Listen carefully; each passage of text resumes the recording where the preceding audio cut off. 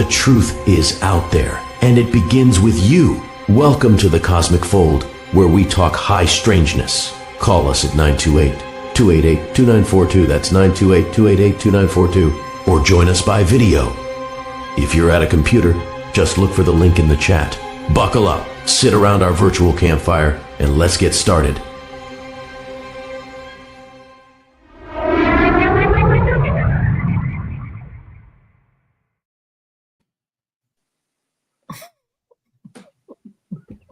So one of these days I'm going to figure out with AI how to make like beams of light coming down with all of us laughing.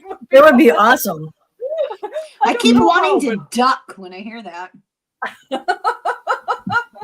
How's everybody tonight? Pretty good. Tired, but yeah. You tired, Helen?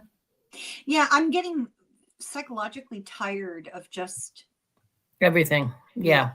Yeah. How about you, Deborah? I'm exhausted. Yeah, same. Yeah, it's exhausting. Well, I was up, I was at work by 7 this morning, up till pretty late last night, and just doing real detailed kind of work all day, like reading 2,000 lines of code. It just makes you kind of my God. I don't know how you do that. Helen's ideal thing to do. I know, I don't know how you do that. I would just cry. Doesn't it hurt? Does it hurt your eyes after a while looking at those numbers all day long? Like, you know what I mean? Just reading numbers, because that's what you're doing, right? I get up and walk like every hour. Yeah. And just move around. But you'd have to do that or you get really tired probably, right?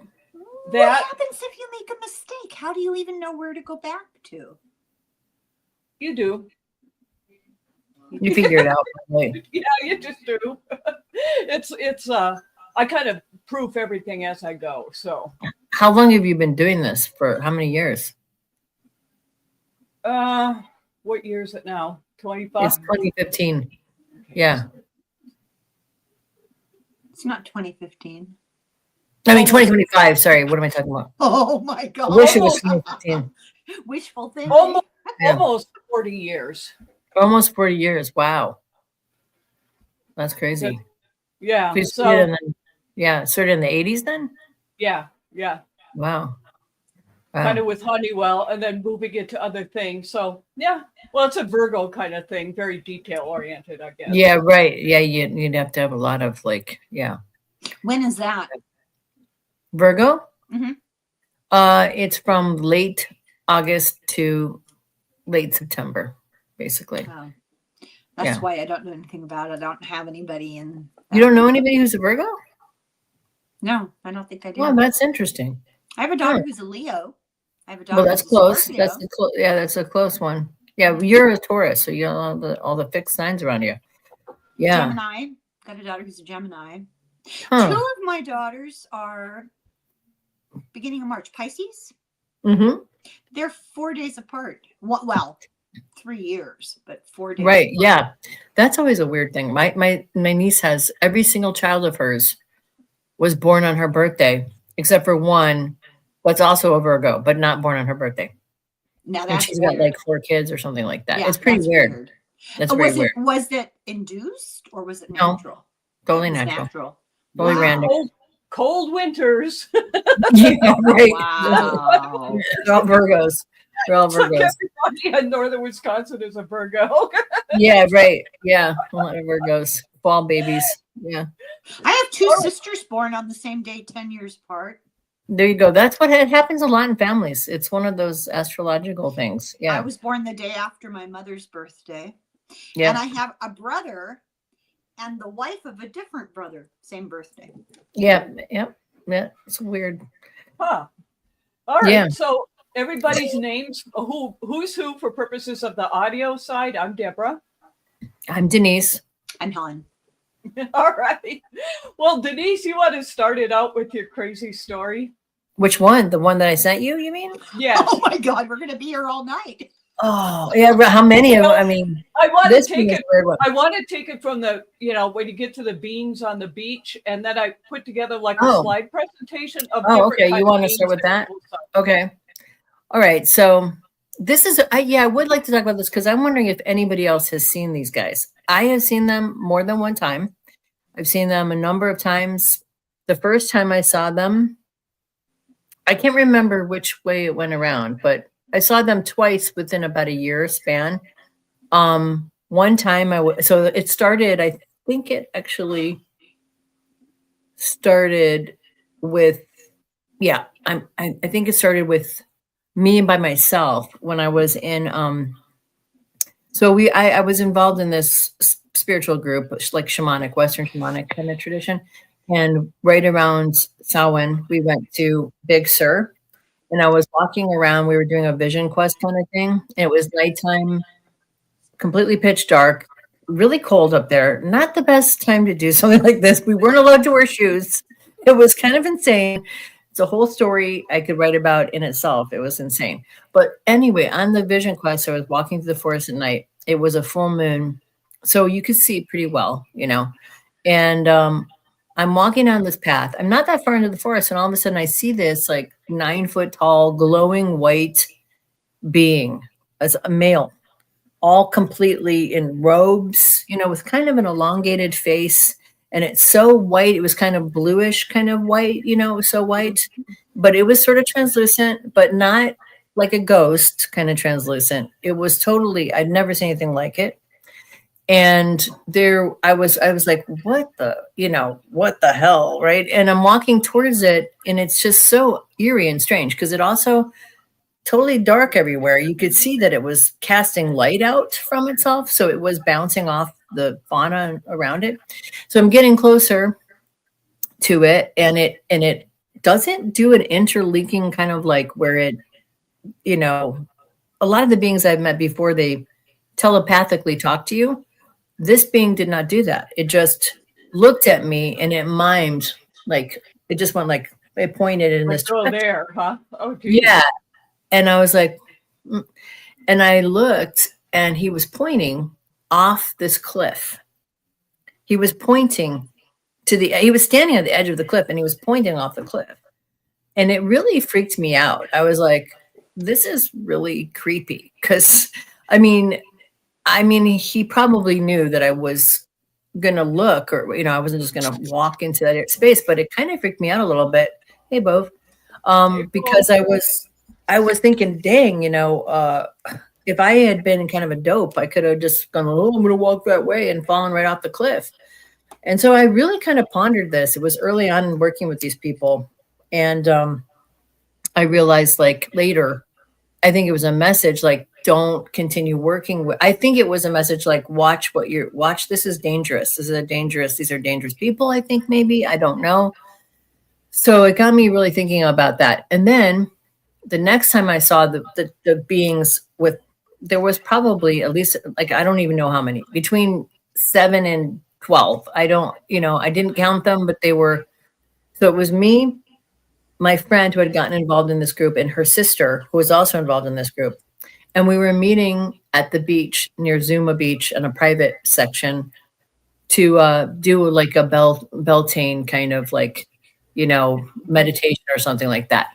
So we got there, and the people who were the leaders weren't there yet. So we just started walking on the beach. We saw these lights over the beach, like over the water, and they were like beautiful, kind of sparkling lights. And we're like, oh, they're so pretty and everything. And we're like dancing around in the water, like, oh, let's looking at them. And it's nighttime, and we keep walking down the beach, and we get to this sort of kind of natural alcove where there's like all of these. It looked like a staircase made out of natural stone. And we see these beings, the same being I had encountered in the forest, but these were different ones. They were all had their own individual differentiations, but they were all like between 8 and 10 feet tall. I don't even know. I'm not good with. I'm curious, did they have an eye color? Because they came up in my research for tonight. I saw them. The thing is, I didn't notice that, because what I saw was they were glowing. Again, they were all in flowing robes. There were ones with beards there, and they were all male. These guys too. I saw a female one another time more recently, but anyway, They were all like male. Some of them had beards, some of them didn't. Some of them had long hair, some of them had shorter hair. They were all wearing these robes. I mean, they were all different looking, but they were all obviously the same type of being. So they were kind of humanoid, but they had sort of elongated look about them. They're really tall. And they almost sound like how people describe angels. They kind of did. Yeah, but they did kind of sound like a long face. Yeah, they kind of, I wondered that myself when I saw them both times, but they didn't feel like angels. That's all I can tell you. They didn't feel like that.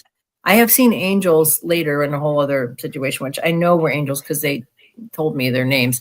But these guys, angels look more human. These guys didn't look entirely human. They looked kind of like, Easter Island with this long, skinny. Yeah, they had that look about them, and they didn't feel like angels. They felt more neutral than that, if that makes sense. One of the things you'll see in the research and the slides is, if I'm remembering right, they're called the tall whites. And they are,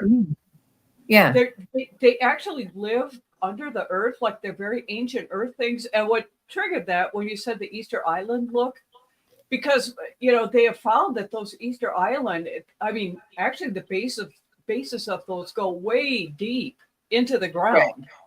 And they're tied sort of like the, so many indigenous cultures have this where there was, a great thing, probably when a comet hit the earth or pieces of one did. And so, of course, you had your flood that's in the Bible, but the flood stories and all kinds of myths.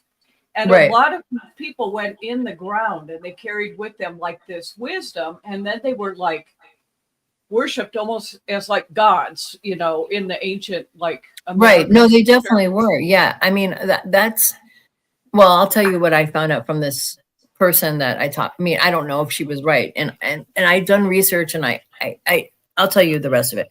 So the three of us walk into this situation where these beings are walking on these stones down towards the beach.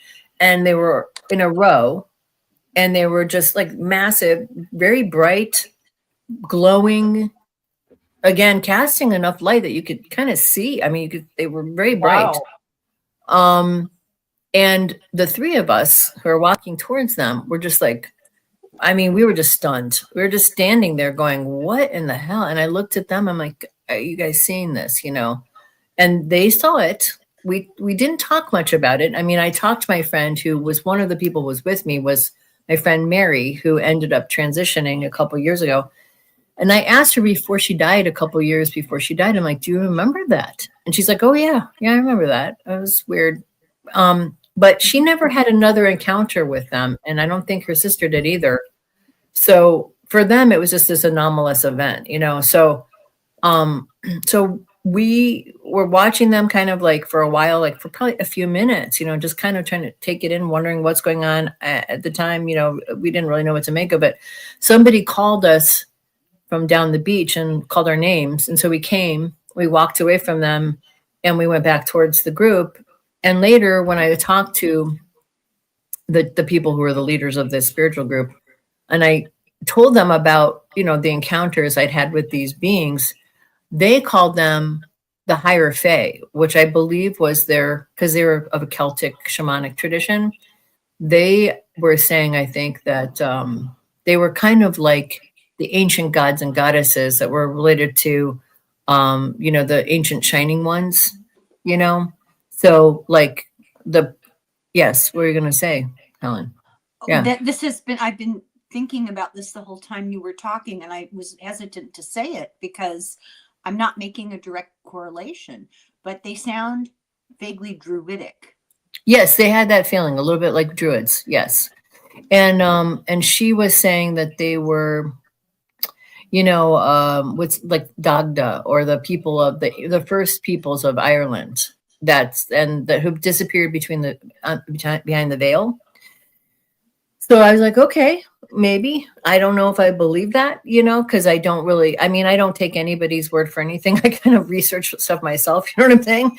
And we did see lights on the water beforehand, which could have been a UFO type of situation. Yeah. And so, And then I had another experience with them because I had mostly male experiences with them, but 2 other experiences. So another experience that predated this one, which is related to it, I believe, and was related to the next experience I had, was I was at CalArts, and I had a lot of phenomenon going on at the time, like a lot of crazy poltergeist activity in my room and stuff. So much so that my roommate wouldn't sleep in the room with me. She wouldn't stay there alone with me. So she was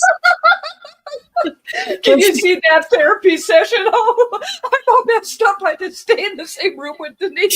she didn't want to be there. So she How would do you explain that to an RA? no, so what she do, you don't, so she would go and stay in her best friend's room, and so this particular night she had her best friend staying in the room with me Wow. because she didn't want to be by herself with me because there's too much weird activity. That's a friend.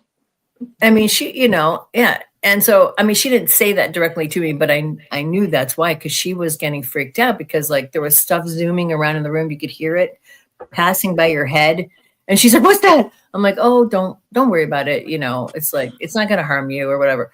And so, she didn't want to be there. And I don't blame her. I think I would probably feel the same way, if I didn't. What was zooming? Was it like orbs or something, or just an You audio could just hear thing, things or- like you could hear things kind of sometimes pass by you really quick and like sound like whooshing noises and noises kind of coming from weird spaces there was nothing there in the room. Things would move by themselves. There was just a lot of phenomenon going on, and I can't even remember all of it, but you'd hear noises all through the night and stuff. And, it's just sort of like one of those things, she was spooked by it, obviously, which makes sense. I was spooked by it a little bit sometimes too, but I'm kind of used to it. So anyway, that night I also had my boyfriend there who was, so there were 2 beds kind of on opposite walls. She was sitting, her and her friend were sitting on one bed. Me and him were sitting on another. They were all talking and I was really tired, I guess, because I fell asleep. And I was sleeping. All of a sudden I woke up in the dream. I had this dream. I was in this pyramid, this golden triangle, and I was walking up into this pyramid. It was kind of a weird dream. And then all I felt was like falling to the pillow. And I woke up because my head hit the pillow. And I woke up and I saw them all staring at me. And my boyfriend completely like white as a ghost, completely freaked out. And I go, "What's wrong?" And he goes, "You turned into this really tall, luminous, white woman with like long blonde hair." And I didn't have long blonde hair. And he's like, "Your face was giant like a moon, and you gave me this really creepy kind of all-knowing grin." And I was like, "What? That's weird." And so I was like, "Oh, okay." And so I was like, do you think you looked like those white beings that you saw if you were that tall and like maybe you had merged with one, or you are one maybe? well, I don't know. So that predated the seeing them in the forest and then seeing them in Beltane. And then I kept thinking, well, why did I always talk to only the dudes, And then one day before the Ariana Grande kind of thing that happened where those girls were, I had this horrible nightmare about being in this concert. I was a teenager and they were all getting these death, kids with death masks were going around cutting down the girls with scythes and they were killing them. And I was like a teenager and I'm running with my friends and we're running out of the concert.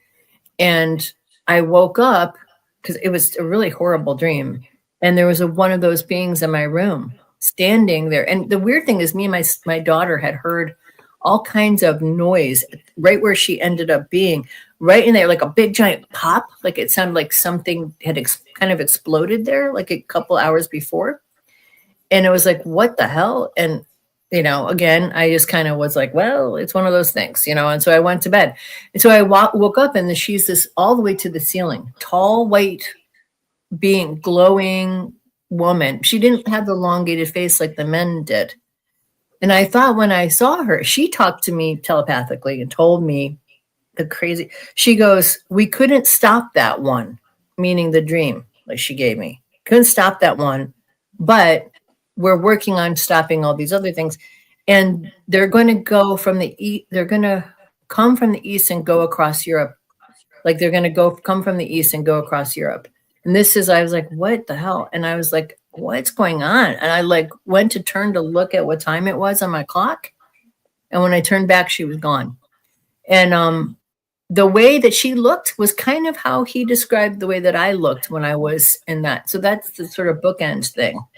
Yeah, So remind me not to have you for a sleepover. Not that bad. It comes in waves. Sometimes it's worse than others.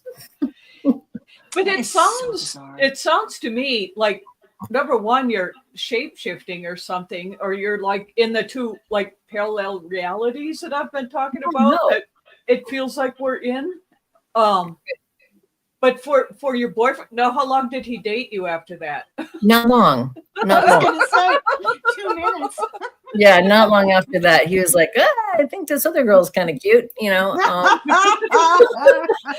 But and then did the other people that were with him? You said how many were watching you? 3. Two others. Yeah, besides him. So I actually contacted because I was trying to figure all this out. What in the hell? The other thing that's been odd to me is a few other times, and I wondered if that's related. People have done very strange things. Like one time I was with friends of mine in high school. With a group of my friends, we went to Wisconsin. We went to Milwaukee Fest and to go see the Violent Femmes. I don't know if you know that band. But anyway, so we were like walking around and there's, thousands of people there, right? And this guy, he's with a bunch of people. He drags he was with at least a dozen people. He comes over to me and he throws himself on the ground and starts crying. And I was like, what the fuck? I don't know what the hell's going on. And he's like, ah, ah, and he's crying hysterically. And his people had to pick him up and take him away. And I was like, oh my God. And my friends are like, what's going on? I mean, my first thought was maybe I saw him on the ships because I knew I was being taken by that, I'm like, maybe he recognized me or he saw, and he kind of was freaked out and then my friends were like, why did you do that? I'm like, I don't know. Maybe I look like his daughter who died or something. I kind of made, I didn't know what to say to them. I didn't want to sound like a weirdo because I'm getting abducted by aliens. Perfectly normal conversation. Yeah, right. It's like they're all totally normal girls. I'm like, what? Because I'm getting abducted by aliens, and he probably saw me on the ships, and maybe I helped him. I don't know.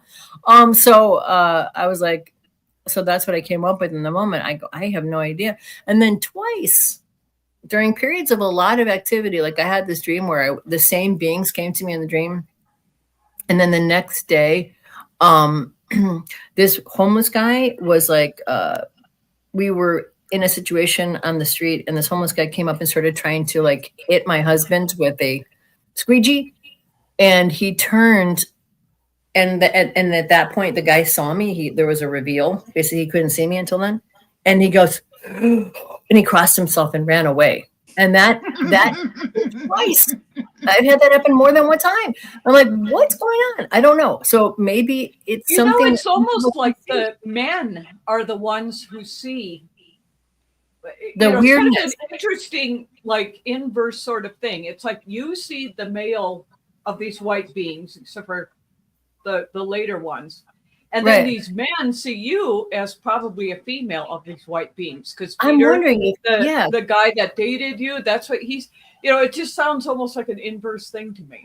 I know. And it's interesting because him and me, this guy, he wasn't really psychic so much. But when he was with me, he was having all these psychic experiences. He was telling me like he was getting these images of where it would be, and then he would know exactly where it was. So I kind of wondered if maybe he was seeing something, but I asked my friend if she saw this. She said no, she didn't see it, but she saw him react to it. And she remembered that because it was so odd. You know what I think it is? It's just my little theory. I think their DNA's been tweaked and it allows these. No, I'm totally serious now. I'm not joking. No. It allows certain entity energies to come in and out of you because you're able to cope with it.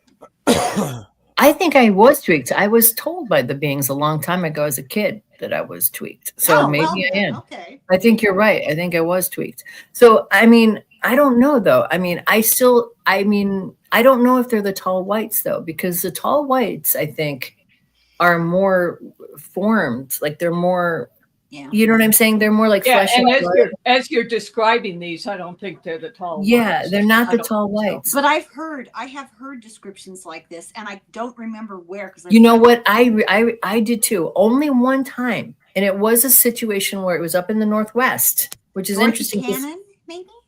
No, No? not Dolores Cannon. Dolores. There was Yeah, sorry.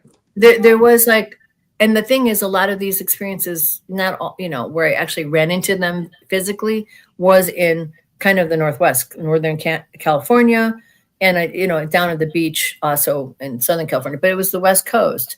But there was a guy back in like maybe 2015, about 10 years ago, who had an encounter in the forest with this, not those beings, but a different being who was gathering stuff. Who came? Do you remember this story? He came across this sort of floating, and he put the image of it on the internet, of this floating kind of spaceship thing that was sort of parked, and his dog kind of came upon it.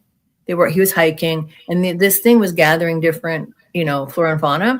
Mhm. And what ended up happening was this thing killed the dog, lunged at this creature, and the creature killed the dog. And he got really pissed off, and he started beating the creature, and he beat it, he thought, to death. He took the creature back with him, I guess, to show people, because he was like, he couldn't believe he had this thing. He put it in a refrigerator, a freezer, which is kind of psycho, but whatever. I had read about that. Yeah. And then he started having, so then he there was this piece of technology that the being had, and he put it on, and he was transported. No, I know. And other people saw this too, and he had documentation of it. And he went to this other kind of realm, and the realm he went to that was connected to this people that don't come here, I don't think, but they come here sort of as like, you know, they might project themselves here like in some kind of spiritual way, or they use some kind of technology. They were like that. They were in this room, and they were all kind of glowing, tall white beings with robes. And that's the only time I've ever heard of anything that sort of reminded me of, it was exactly what I saw, because he even described them as being elongated, all of that. So maybe they have some kind of connection with the Northeast, Northwest, these guys, you know, maybe have a space there, or they visit that area. I don't know, but it hasn't just happened there. But I'm wondering if I heard it. There's this wonderful podcast called the UFO Chronicles, and it's on Saturday nights, every podcast platform. And this guy just provides a listening ear. He doesn't judge. People introduce themselves ahead of time, and he decides their stories are worthy, you know, and they come on and they just tell their stories. And what strikes me, because I've listened to it for years off and on, not so much lately, what strikes me is the consistency of experiences, people across time, you know. So some people are talking about when they were 10. Some people are 80 years old and it happened yesterday. Some people are in the other side of the planet when it happens. So there doesn't seem to be consistency of date or geographical area. No, but their experience itself is so interesting. Not every story is identical, but across the broad range of stories, there's just a repetition of familiarity. It's really interesting. People experiencing simultaneous what you saw, Denise, or something similar, or an alien gray or something like that. Right. And at the same I've time, seen those guys too. Bizarre lights and orbs. Yeah. I've seen the grays before. Yeah. Yeah, I've seen the grays more than once. Yeah. Me and my husband actually saw the grays when I was at Cal Arts, and I've seen them more than one time, but this time was the most. I was totally conscious. Me and him were, you know, we were getting ready to go to sleep, and it was my studio space, and so there's really, really tall ceilings that are like 30 feet tall, and on top there is like a, like a light, a window for light. And I had been on top of the roof, and that roof, that you could never access this roof. It was totally inaccessible. You had to have special keys to get up there because it's dangerous.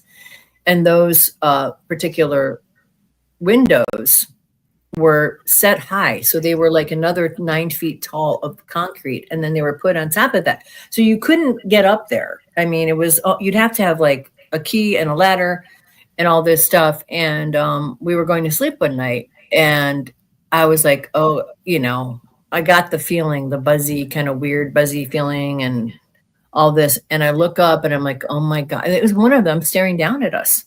And I'm like, do you see that? And he's like, yeah, I see that. And I'm like, he's like, oh, it's probably just someone in a costume. I go, Grant, that is not. I'll bet. Oh, wow. I'm like, that. I go, that person can't be up there. That thing is floating. That has to be floating for it to look down on us like that. It can't be. There's no access to the roof. And even if there was, you'd have to be on a, you couldn't be in that angle. I mean, that's an impossibility. And he was like, did not want to deal with it. Like, he didn't want to deal with it. But he remembers it to this day. I mean, he's now kind of processed a lot of this stuff a little bit more, but he was like, denial. Then the next day, so I had this, the other thing that was weird about it was I had this piece of jewelry he had given me, which was like a protective symbol, like a little star around a moon. And it was all soldered together as one piece. And it was around my necklace. And I woke up the next morning with it completely gone, except for my necklace was back on. And I was like, that is not possible because it was soldered. It was soldered together. You could take it out the necklace thing, but it didn't have like a jump ring. You know what I'm saying? And so I was like looking all over. I never found it, never turned up. And I was in a space that was like 10 feet by, 8 feet or something like that. And never showed up again. It was gone. Yeah. That was weird. And I wouldn't be surprised if it shows up again in your life. Though. Yeah, that's what I was thinking. Maybe. It does, because that reminds it just, with that kind of activity and stuff.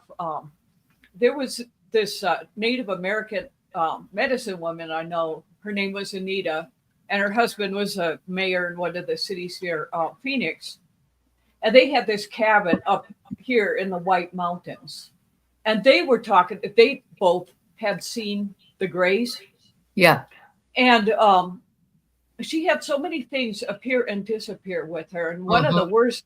So when he died, I agreed to live in this cabin and clean it up because they were both kind of hoarders. And so, and if there's anything on this planet I hate is garage sales and yard sales. I don't know why, but I don't like them. But I had one after another. I bet. To get rid of this crap. And but beforehand, she had told me she was very, very upset because her wedding ring disappeared. Completely disappeared. And it was like, if you can find that or whatever in here. And I never found it. And never found it. Yeah. And then a couple years later, I went down and we would for Christmas Eve sit and get trashed and talk about people. And she was so we're having our wine and whatever. And I went to bed early. It's like, I can't handle it the older I get. But I woke up that morning and on the dresser at her house down in Phoenix, which is like 300 or 400 miles away from this cabin, there was her wedding ring on top of the. Kidding me? Yeah, wow. And I brought it out there, and it was like, Jean, her husband, just loved that when we would get together because she would just laugh so hard, and we, because everything's funny, and and he really liked that, because it just really lightened things up. Sure. And so I guess that was his way of. But I know when I was staying there, now I have never personally seen beings that I am conscious of. I've had it in the dream state. Sure. Yeah. And the one thing where I've seen ships, but I don't really remember seeing beings. But one thing that did happen at that cabin that was so strange was that entire neighborhood.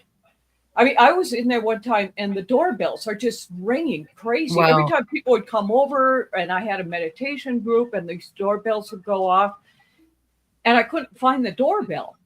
And so I called her and I said, I need to unplug this because it keeps going off. I don't know if it's electromagnetic stuff, whatever. And she goes, there's no doorbell in there.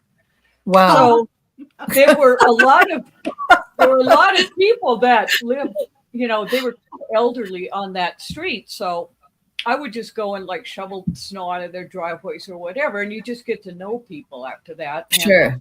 so they all started telling me that was like a great big thing through there. They all had their doorbells going off, and there were no doorbells in these old cabins. Wow, that's really weird. Huh. And one of them, this older guy that was in his 80s, he too was talking about the Greys. So apparently there was a lot of that activity that was going on In that area. Yeah. in that particular area. But I did not personally. I just have weird stuff like the doorbells and like waking up in the middle of the paranormal night stuff. and all the lights turned on in the house and Right. stuff like that, but not on the things appearing and disappearing. And poor Nita, what was so awful about it too, she would go out buy a new pair of glasses. And then she's having these yard sales and she'd take them off to see whatever and then try to find them and they'd be gone. They'd be gone. So then she'd have to go buy another pair of glasses. And then come home and they're just like sitting on the table. Yeah, Right. that Yeah, happens to me that's happened to all me a the lot time. too. Yeah. Really? that happens Where to me they so- just disappear and And wow. then Yeah, reappear. I mean, Yeah. I'll put them down right here in front of me on the table. I'll go like this to do something. I'll turn around and my glasses are gone. And so I think I wow. locked them on the floor, and I'll search the floor, and I'll look through the trash can, and I'll shake out all the papers, and then I'll think, maybe I've talked myself into the wrong memory, and I've really left them in the other room. And I'll go back and look in the other room, Right. out there. I come back in here, and they're sitting down where I put them. Well, yeah, that's really weird. And it's happened too many times. I know I'm not demented. It's happened Right. too many Right. times. No, you're not demented for sure. It must be. Maybe it's a ghost. Do you have a ghost? I think I have a poltergeist. Yeah. Yeah. Oh. It's But that- benign. Yeah. But that kind of activity seems to go on around It do- Greys it- too. There's it something does, it about does. the Grey thing. Well, the Greys are kind of connected to the afterworld, to the other life. I think they're connected to reincarnation. So, before my daughter was born, my dad died when I was 10, and I had never. I mean, and I see dead people a lot, but I didn't see my dad. You know, no word from him. You know, in 30 years, whatever. I hit 40, and all of a sudden, he starts showing up. Like, and I mean, really, like I could see him. Like he was like almost like a kind of like a hologram, kind of. You know, I could see like his eyes, like the speckles, and it was really weird. And the more I would focus on him, the more I could see him, and the more I could connect with him. And anyway, he showed up. And he brought my daughter. I saw my daughter with him, which I didn't know. I wasn't even pregnant yet. And I started seeing all these dead people. At the same time that was occurring, there was all kinds of weird time anomalies happening, right? Where I would be like, I'd be painting. And this is how I know it was a real time anomaly, because I had a physical, this used to happen to me as a child all the time. And I thought at first that it was related to maybe the hormones of because of the uterus, or maybe like I thought maybe it was like a hormonal thing. But the only way I know it was something else, was because I would be painting and I'd be like getting ready for a show, and I would have like a painting almost finished, right? And I would look at my watch and go, what the fuck? A minute passed? 2 minutes? That's not possible. I didn't paint this in 2 minutes. You know what I mean? That's not physically possible. And so I was like, this is really weird. Yeah, it's usually the other way around. You think the minutes pass. It can't, I know, right? It's hours. Yeah. Yes. So it didn't make any sense. And it was happening over and over and over again that summer. And that same summer, I was having so many experiences with like these, with dead people coming and really being very present, and all kinds of paranormal, poltergeisty stuff like you're talking about. So skip ahead to many years later, like maybe like only just 7 or 8 years ago, I had an out of body experience. I was sleeping, and I think I was like working with MUFON at the time. And all of a sudden I was taken out of my body, and I was in this long, really, really, I can't even describe it, really alien kind of giant mothership type of thing, going through all these tunnels and everything. And I ended up in the belly of this ship. I don't know really if it was I don't know, it was really weird. And there was this big kind of like wheel, and I saw grays in there, and I saw this little glowing child, kind of like a soul. And Like it was like, oh, was it a gray or was it a hybrid kind of thing? no, it was like what it was some kind of reincarnation apparatus is what it looked like to Oh, me. wow. Oh, how interesting. It looked to me like it was some kind of like they're somehow, and I don't know why. And it really freaked me out because I started thinking, are they unnaturally reincarnating people? Are they capturing people and putting them, like, it kind of freaked me out. Like, I thought, are they actually, because their experiment here on Earth, they're trying to do something. Are they actually have technology where they're capturing people's souls and making them reincarnate against their will? I mean, it really freaked me out. I don't know, because that was my own freak out. I don't You know what's weird about that, though? You know how sometimes you just get messages and they just keep coming 2 or 3 a day? Yeah. That's exactly what I've been getting over the last week. It's like every time I turn on the TV on YouTube, every time I open a book about this kind of stuff, even doing the research for this show last night. Right. I keep getting this thing that humans are entrapped in this earth plane and they are being forced by the aliens to keep reincarnating. That's what that was to me. And and it's like a prison planet. Yeah, and right. So they were saying that when people like see now when I had my near death, I did not like see the light and all of that kind of stuff. I was in a very different experience from that. What did you have? This stuff, like I told you, I land in the field where I can that's right. That's right. Don't have to come back. And I was thinking about that in terms of, I don't have to come back, because these things that I have been hearing over the past week are when you go into the light, that's how they lure you back in to keep reincarnating. So you're stuck here. Oh, and so the people God, no. who don't, that end up in the field or another planet or whatever, and they don't see like Jesus or, any of those types of things, are free. And so, and you're talking about these white beings, that you could, I personally, this is going to be way out there. I have no evidence, but I think that what is going on is you're helping to free people from the cycle. And so you have that. That's why the one guy's like crying, because he's going to get free. I think that there are certain beings crossing themselves like that. That happened to me multiple times. I think there are certain beings that, because this gray thing, people like to act like they're great. I don't buy it. I don't like them. Right. No, they're not great. They're creepy. And and so what if these other ones are coming through so you can see it for what it is and break free of this continuous cycle over and over and over again? Yeah, I mean, where you're supposed to be. Maybe, because I think it's really weird that I've had experiences with those beings, and I've never really heard anybody talk about these beings before. And I've read about them somewhere or heard about them. That's where I heard about them. The only place I found was that one source. And I think other people have mentioned them, but I don't know if they're talking about the tall whites or if they're talking about these guys. I don't think they're the same beings. But the long faces, though, that really rang a bell for me. Yeah, that's going to be curious if when we get into the slideshow, one of them that I had AI generate was the dream that I had of what I am. And it's very similar to what it is that you're talking about. Yeah. A very similar being. Yeah. So, I think I think I might be from there, wherever they're from. My spirit might be going on with them. I think I have a question. This begs the question. So I've had an experience that I have heard a lot of people have had. I had a sort of a precognitive dream. It wasn't a dream. It was a visitation. And my grandmother came to me and said, "Helen, when you die, you don't have to be afraid, because I'll be there to help you." And I woke up. When you hear near-death experiences, people often meet loved ones and friends who guide them to the light. That's right. Is this a false reassurance? What I've been hearing, some of it is, and some of it's not. Some of it is people that are also trapped and they're trying to help you, because it's like this cycle that keeps going. And so it's Well, done that's out of love, and some of it's fake. It's like a mix. You just have to discern. It's like the Egyptian Book of the Dead. They talk about this. well, you know what? The Tibetans talk about it too. The Tibetan Buddhists, because I've talked to a friend that's Tibetan Buddhist, and they say don't go to the light. They have that in their thing. That's part of their whole.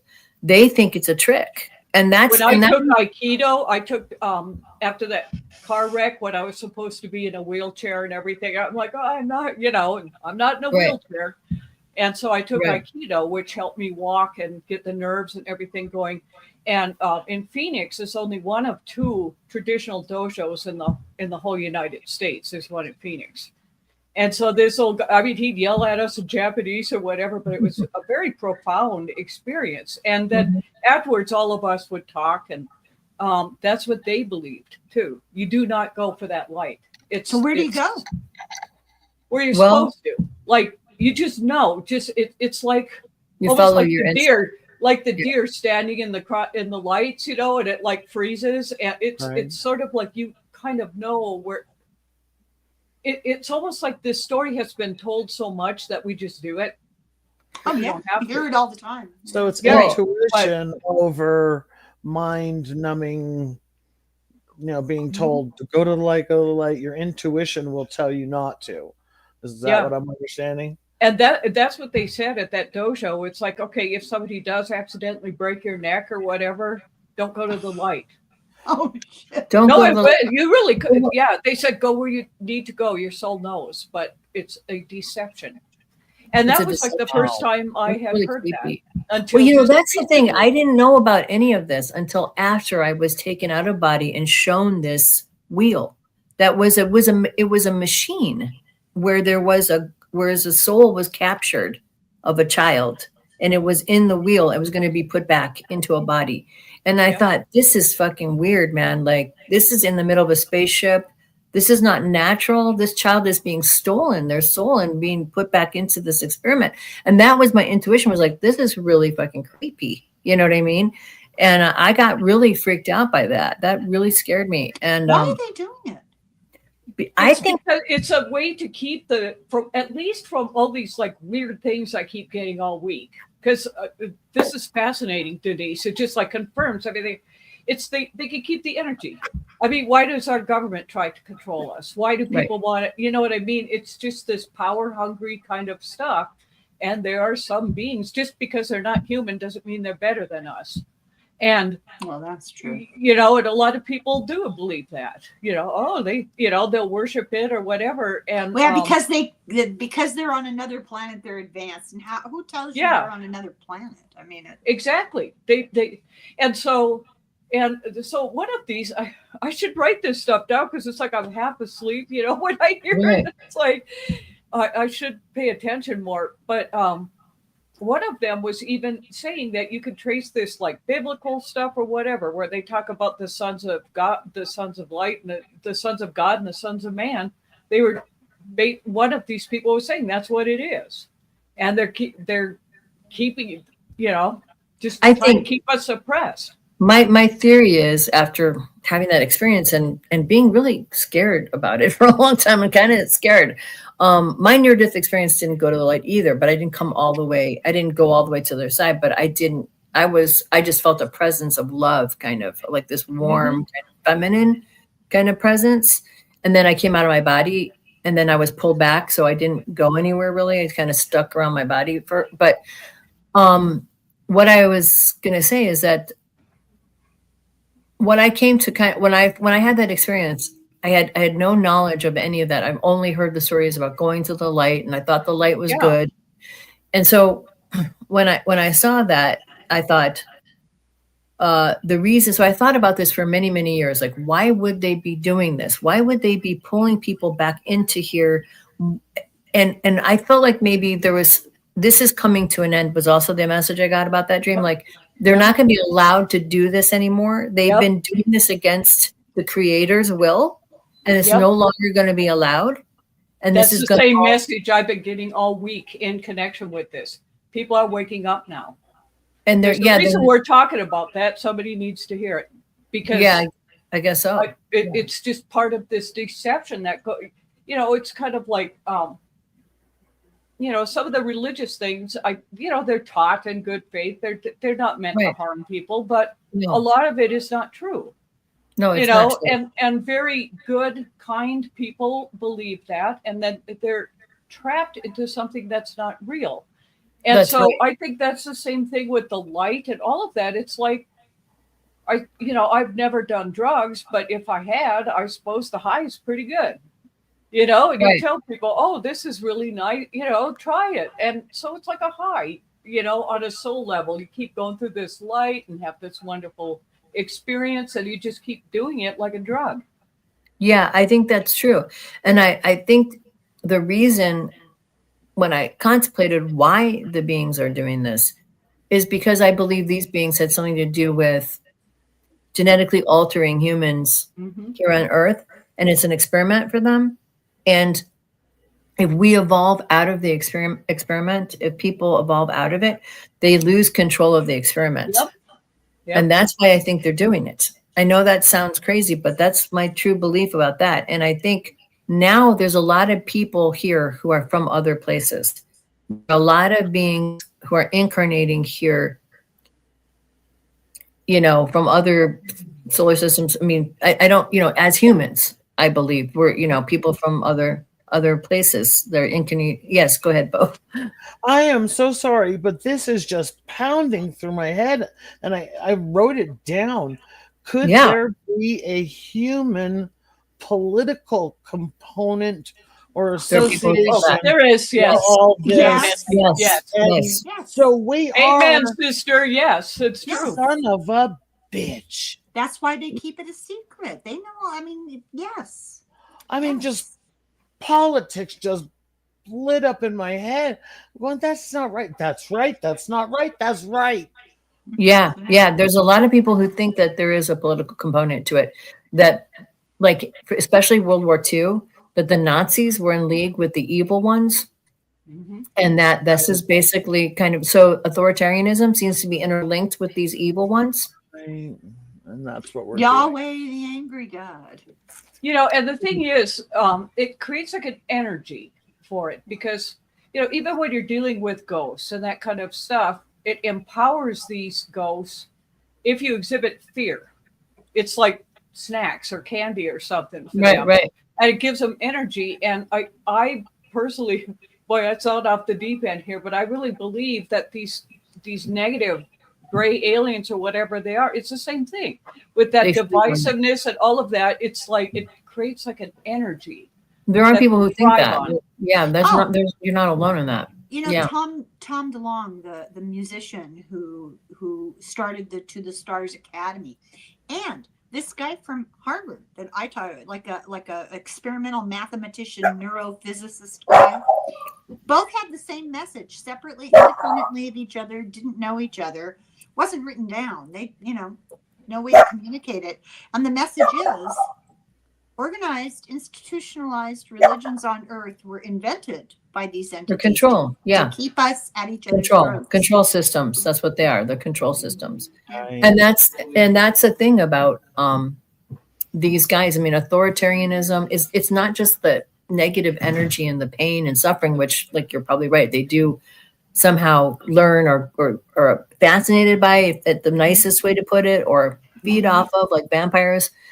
But the control systems themselves, they don't allow you to evolve. If you don't have free will, you can't get off planet. You can't evolve spiritually.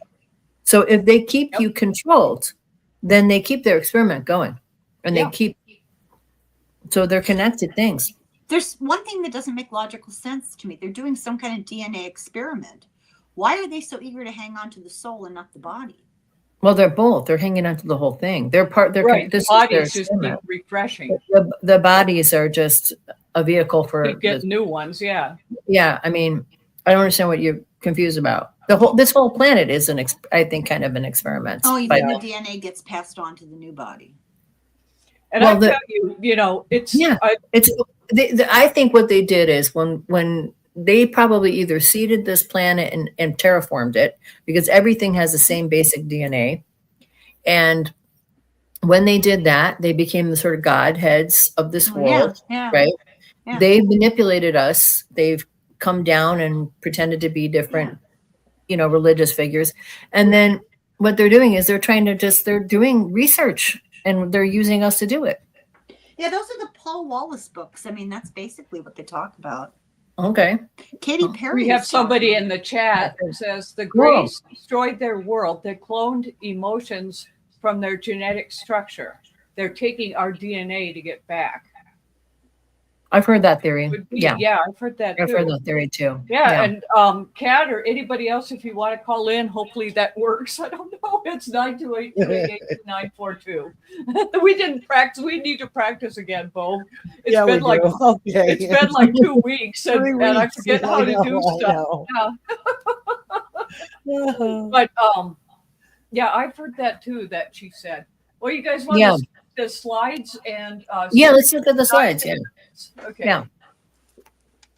Okay. So at the stage, there we go. Ta-da! Oh, speaking of these, I went there. Did you guys ever go to? It was in the movie Contact, where those. Yeah, right. I love that movie. Yeah, that's a fun. My movie. favorite of all time. But where is this? It's when you just cross over from here into New Mexico. It's not that far from Pie Town. Yeah. And in one of them, they let you go in one of the things. And I used to do SETI. You know how you can monitor. Yeah. Man, I blew through so many computers because your computers like heat up, so you have to use like an old. Wow. I've got a couple of old ones here. I might set up and go back in there, and it was kind of cool, to do. So that is cool. Okay, so just a collage of different things that came up. There's our friends, the Greys, and so they're saying the ones where they've been cited were Betty and Barney Hill, right? Travis Walton. Now that's up here. I met Travis and the Travis Roswell incident. Yeah. He's, that highway, it's between kind of where Laura lives, actually, into this little town called Heber Overgaard, like if you're on your way to Phoenix. And years ago, I had done a website for a big art gallery in Brussels. And the owner of it, she was going to come visit me. She visits Sedona, and she's like, "Oh my God, I took that road before." And she goes, "It freaks me out so bad. I can't drive up there. You go down." Right, pretty creepy. Yeah, it is, and that's where Travis Walton was found. And there's something about it, the friend of mine who passed that you remind me of, Denise. I mean, she and I had several of these time things where only a couple of minutes have gone by, and we were gone for like hours. Yeah, I've had that experience too. Just get so mad at us, and it would always happen on that road. So anyway, Travis Walton, a very nice, unassuming guy. I really liked him. Nice guy. Yeah, I've met him, and he also he had his experience was not just the Greys, but on the ship he was on, there was the Nordics and all kinds of other creatures on there. Yeah. It was interesting. And he was upset about the movie sort of distorting his, Yes. Yeah, of course.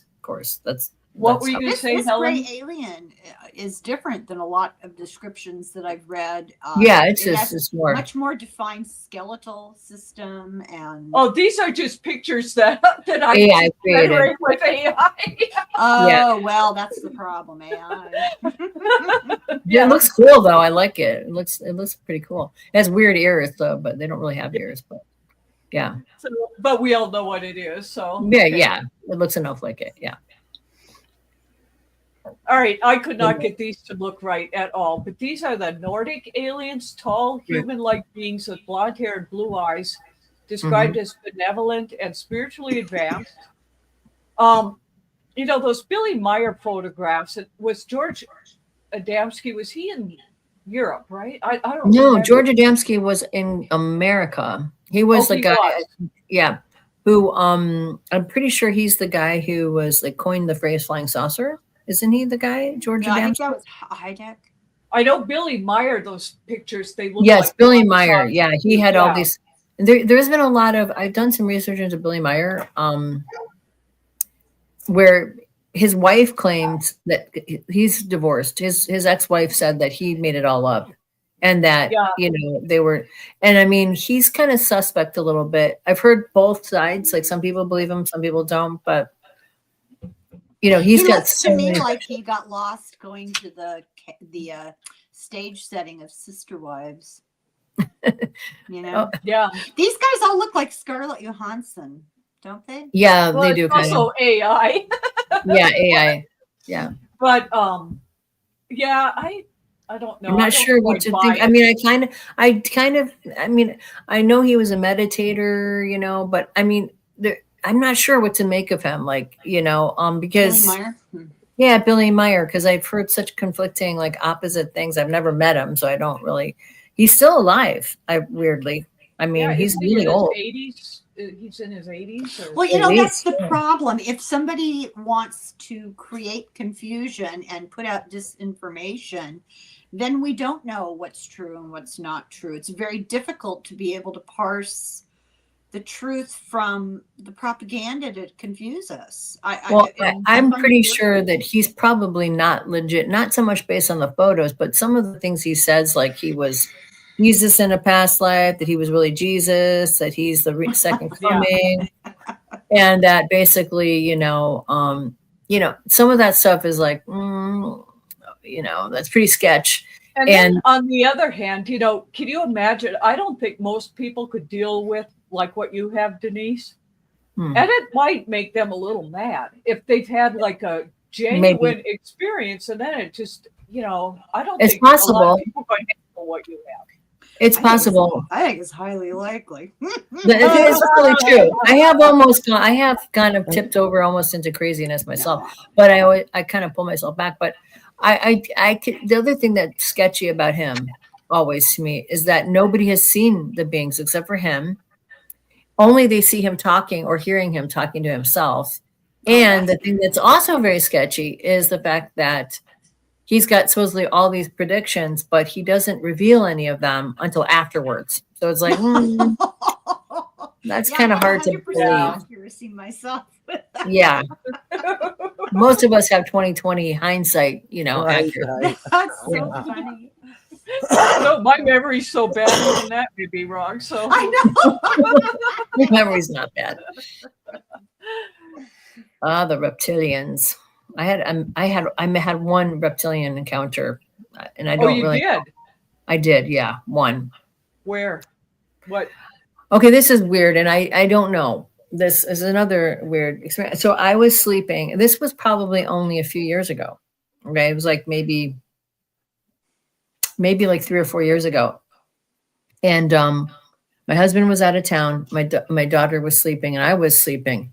I woke up in the middle of the night because I was choking. I felt somebody had their hands around my neck, and I was like, well, I woke up and I saw one of those beings, and it wasn't a real. It was like it wasn't like a physical thing. Like it wasn't manifested completely. And I just like pushed the energy away and it dissipated. But I don't know if it was really reptilian, but it looked like a reptilian. I don't know what it was, if it was a demonic force or it was a reptilian. I don't like to put labels around because I don't know. I mean, I've had a lot of weird experiences and I don't know if they're spiritual or what the fuck they are. Or some of them are, Well, alien. there are those who believe that the English royal family are reptilians. I know. Shapeshifters. I buy that. Well, that stuff that David Icke says. Yeah, David Icke. Yeah. I know he's a really nut jobber. He's a nut jobber. And he's pervaded that space with reptilians. And I frankly had any kind of, interest in the reptilians or any kind of, I didn't even believe that they're real, to be honest with you. Yeah. And then I had that experience. I thought, I don't know what that's about. Is that some real reptilian energy? Is it because I'm doing this kind of stuff on YouTube and talking to people about psychic stuff that this negative entity is trying to give me a message? I don't know. It's just, and it was there when I woke up. So it wasn't like a dream. You know what I mean? It woke me out of a dream. But whatever it was is some kind of, I don't know what it was, This is the thing with all of this stuff to me is like, I can come up with ideas of what I think it might be, but I don't know for sure. And so I hate to put labels around it because then you kind of can find the information and sort of, you could be totally misreading everything and not understanding it completely. Well, yeah, and it's like, Yeah. it's almost like being racist in a way. You know, It is like I mean, that. seriously, just because they look like bugs doesn't mean they're mean or whatever. That's right. Yeah, So exactly. Are you confessing you're reptophobic? I think we have a natural biological imperative to be We do.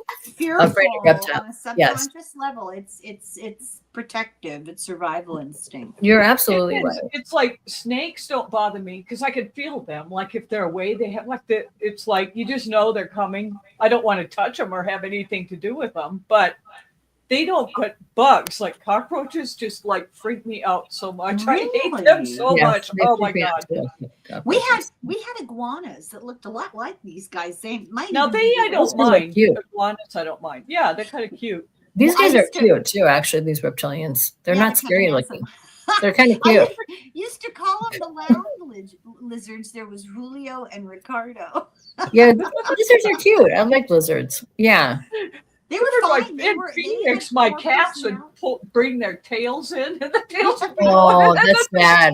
That's sad. Yeah. I think they grow them back, or something. They grow back. They do Don't grow they back. Grow back? Yeah. They do, but it's not the great for But the them. cats thought it was the best thing ever. Oh, I'm sure they did. Yeah.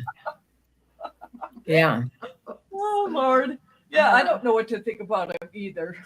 I don't know what to think about him. him. Mike's got some serious hypermania going on. Yeah, I definitely hypomania. I mean, the thing Mike encounter, I kind of thought, well, maybe the other thing it could be, and this is, it could have been a ghost or a spirit. It was just trying to fuck with me.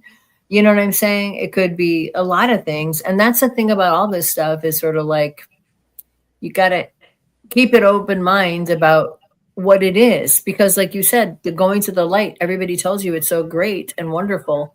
But apparently, I mean, I had that situation and then I started hearing all these stories from Tibetan Buddhism that it's bad and other cultures think it's, bad. Yeah. I'm like, you got to keep an open mind, Yep.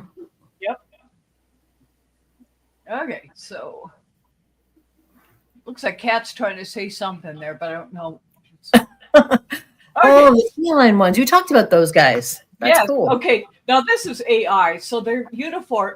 I have, when I have seen these, it's usually in the dream state or just before waking up or something like that, and they're funny. The ones, these cat ones I've seen and experienced, and so like in one of the dream sort of experiences that I had, it was like the males had like manes and the females didn't.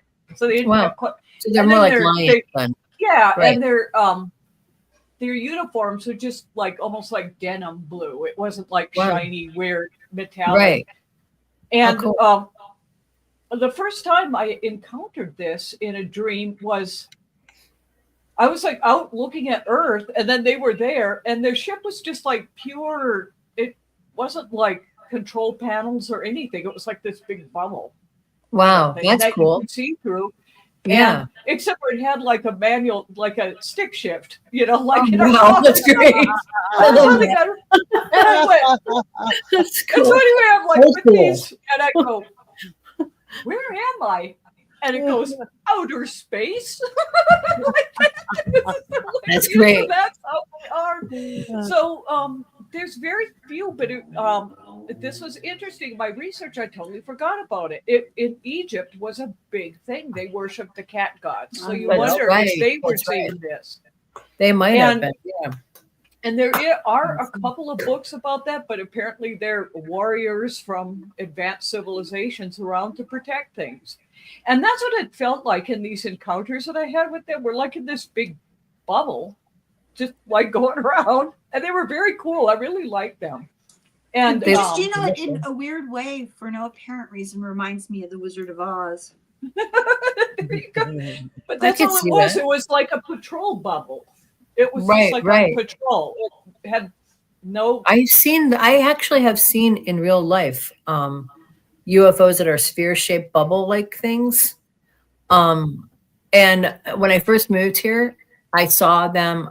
I mean, a lot. I saw many times. I saw these, And sometimes they were flying in formation. They're kind of about the size of a car, and they're like perfect round kind of bubbles. And I had never seen that kind of UFO before. I was like, and I reported it because I started, when I got into MUFON, I'm like, have you ever heard of these before? And he's like, oh yeah, there's a lot of reports of those bubble type UFOs. Yeah, and they weren't very big. It was just like a couple. Like they're not big. They're like for one person or something. Couple cats would stand couple there cats. and be in the dream, and it just went like this stick shift thing. Yeah, well, there you go. I mean, maybe that's who's piloting those things. I don't know. Yeah, it was very strange, but it was very cool. And in real life, I don't like. I dropped my mouse. In real life, heights kind of scare me if I'm standing on something. If you look down. But in there, it didn't scare me, and you could see like all the way through, just like a ride at the fair or something. You could see. Wow, I mean, it was just this bubble thing. Yeah, that's kind of what it was like. The real one I saw. That's weird. So I like them. They're my favorite. Okay, they're very cute. Okay, how could you not like them? Yeah. There's supposed to be a war going on in the cosmos. Fallen angels, negative. Yeah, that's. Yeah. I agree. That's what Dr. Ogie Ogas said, that what it boils down to is a struggle for control over humanity between a group that has compassion for us, wants us to enter a larger cosmic community, and a group that hates us because we will return to source. We have emotion. We have free will, and they very much like the story of Lucifer and the fallen angels. Yeah, right. It is very much like that. What she's saying. Yeah, totally. Exactly. Totally. Yeah. Okay. So next slide. Oh, the praying mantis beings. Yeah. I've met people who have seen those, and they think that they seem to like them all right. I've never experienced that. I don't know what I kind of fall like where you do on the reptilians. I don't know what to think about it, but a lot of people talk about them. I met some people in MUFON who had experiences, they said, with the praying mantis beings, and they described them as being very ancient and kind of funny too, kind of like have a sense of humor. Oh, okay. And that they're kind of a little cheeky but they're very old. They live to be like thousands of years old. That was the impression they had. They were very positive, they felt like. I don't remember ever meeting a praying mantis. That would freak me out. That would freak me out too. I don't think I would want to remember that, probably. I think it would be too weird. I like them in real life because I love praying mantises. To get rid of all the stuff in your garden, they're pretty good. They're so cool. Yeah, they're cool. Yeah, I mean, we get so excited even here that there's a praying mantis, and we get all excited about it. So I know, I love them. All right, AI had trouble trying to draw this. They said that amorphous cloud-like beings, shape-shifting mist-like entities that lack a fixed form. Some claim they are interdimensional or plasma-based life forms. Oh, wow. Interesting. Normally, but, some of the stuff that you talk about, Denise, I wonder if it, because that's sort of, I've had a couple. That's the white light beings that I've had, like in some dreams, like healing after a nuclear war and stuff like that. Yeah. And they're kind of like that. They can sort of take a form if they need to, but they don't. I've had dreams with those guys too. Bright light. Yeah, but they're different. I sound like I have so many crazy experiences that I literally could just talk about this for 3 days. And you make me feel sane. It's like, oh, good. She's weirder than I am. I mean, I have so many crazy fucking experiences. I mean, the only reason I don't think I'm crazy is because other people have seen them too. But if I wasn't, I'd probably check myself into a funny farm. I mean, seriously, it's so crazy. But anyway, other people with you were co-eyewitnesses. Yes, I've had co-eyewitnesses almost every single event, almost every single one. So this one, I had gotten really sick with.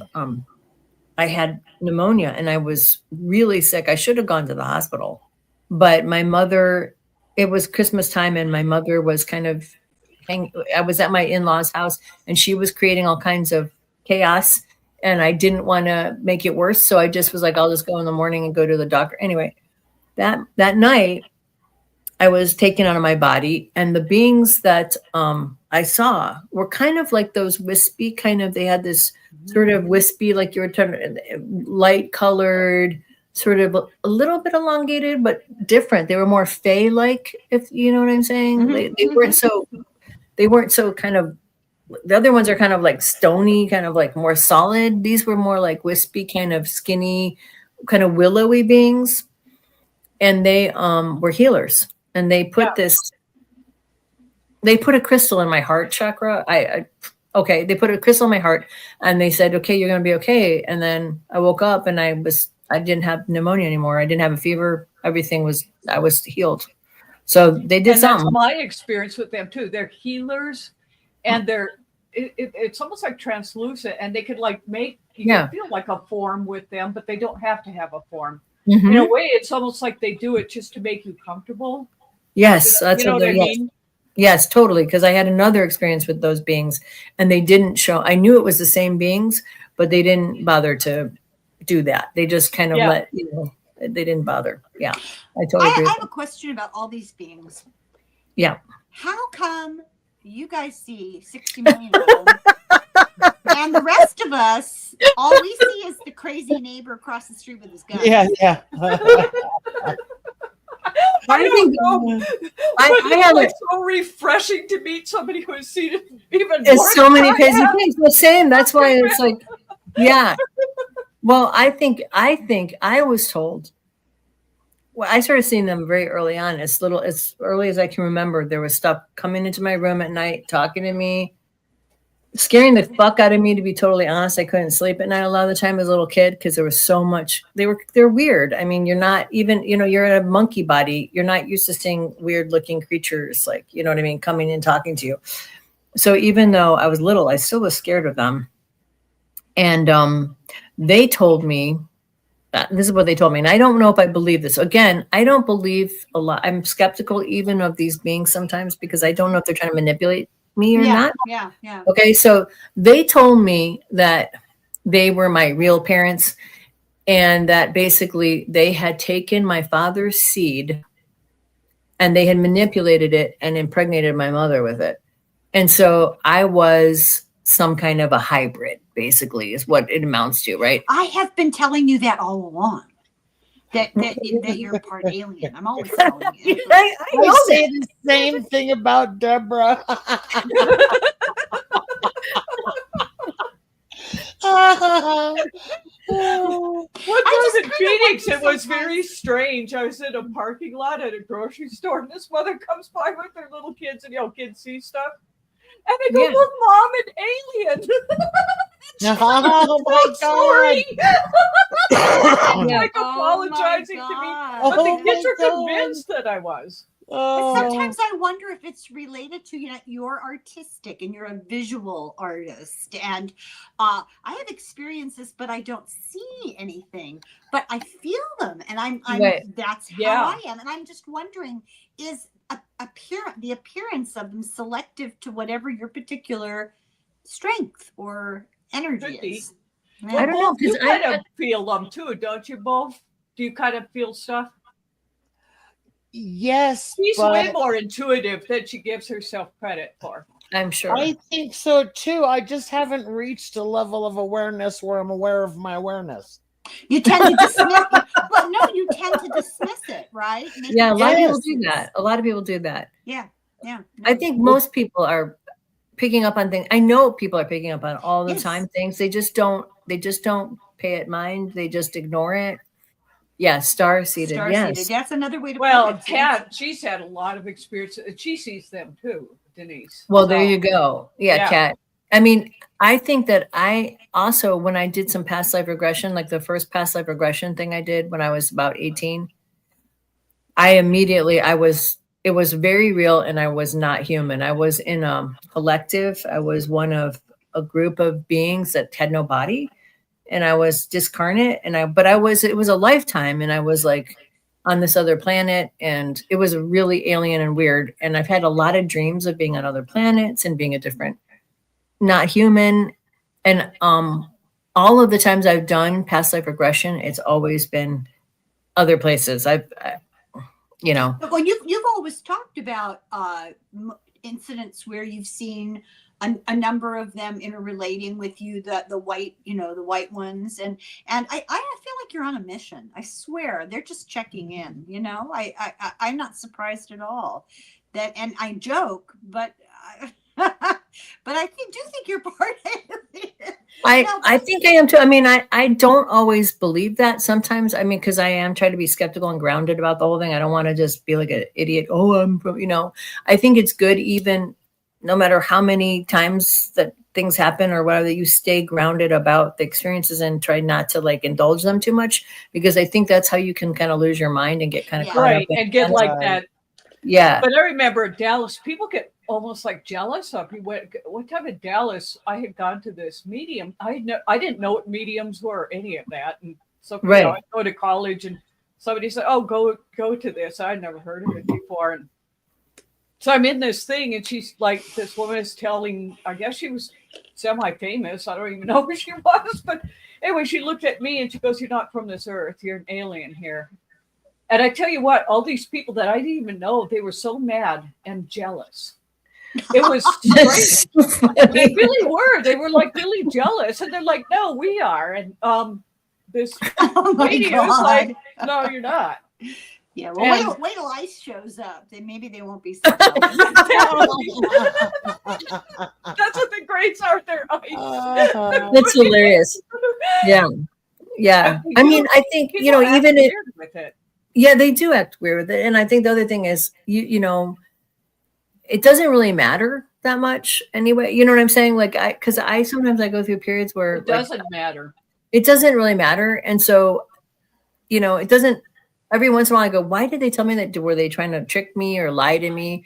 Was it real? And the couple times I've kind of asked for a sign like, okay, if this is really true, I have gotten signs but they could also be doing that because they're trying to manipulate me. That's right. So I try to kind of keep it like, well, it doesn't matter. I mean, I'm a human in this lifetime. It doesn't matter how many lifetimes I've had on other planets. It doesn't matter.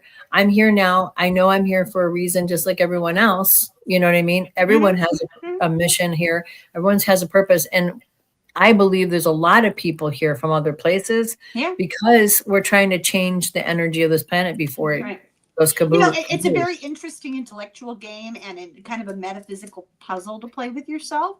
But really, it comes down to the Stoics, who said that what you're supposed to be worried about is your own spiritual evolution, not what that guy out there is doing. And it really is irrelevant where you came from, what your DNA is. It is, That, I said as someone who hasn't seen them and is jealous, Don't be jealous.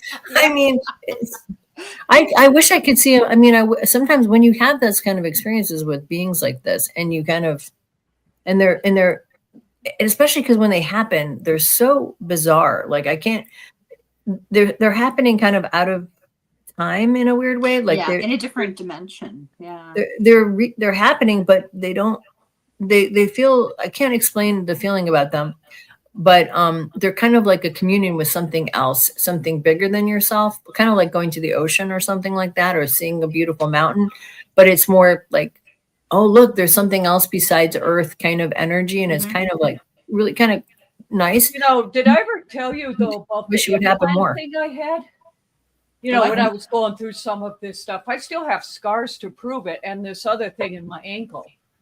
But this was in Dallas when I was going through some of this kind of stuff. And anyway, I woke up one morning. I was working for a big law firm in Texas and going to college full time. So I was like 2-3 hours of sleep a night. That was it. And but anyway, all of a sudden, it was like I went to work. I couldn't feel anything in my fingers. My whole arm had gone numb. And I looked, and there was like this strange thing. Like, it's right here. I still have a scar from this.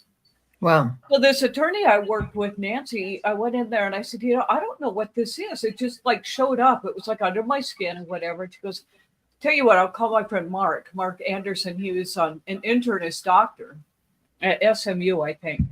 So anyway, I went there because I didn't know what it was. It was pinching off all the feeling in my hand. Wow.